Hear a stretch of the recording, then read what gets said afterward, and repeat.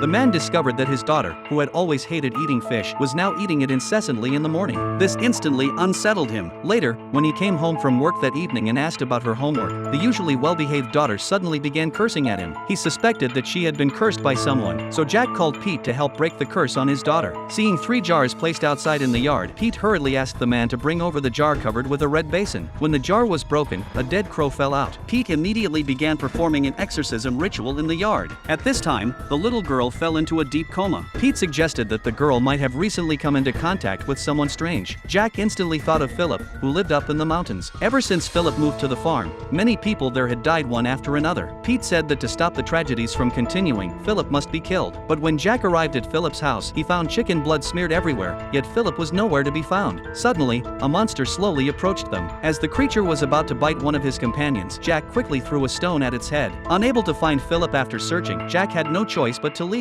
However, on their way back, heavy rain suddenly poured down. Someone fell from the mountain and directly hit Jack's car. Jack quickly got out to check and found that the person was Philip. Without hesitation, Jack threw Philip off a cliff. As soon as Philip fell, Jack's daughter, who was in the hospital, miraculously recovered. Just when Jack thought the ordeal was over, strange events continued to occur in the village. Jack's friend, under someone else's control, killed his own wife and child. Upon hearing this, Pete rushed to the crime scene to investigate. But as soon as he stepped onto the farm, a woman dressed in white blocked his way. Suddenly, Pete began to have a severe nosebleed and fled in terror. To save his life, Pete quickly left the farm. Yet, shortly after driving away, his car windows were suddenly swarmed by moths. Before he could react, the moths aggressively attacked him. But once he got out of the car, the moths mysteriously vanished, leaving no trace on the windows. Pete realized that the woman in white was preventing him from leaving and had no choice but to turn the car around. He then called Jack, urging him to return home immediately to find his daughter, warning that her life was in danger. Pete confessed that they had misjudged Philip earlier. It was the woman in white who was behind everything. Upon hearing this, Jack rushed to his daughter's room, only to find she had disappeared. Panicked,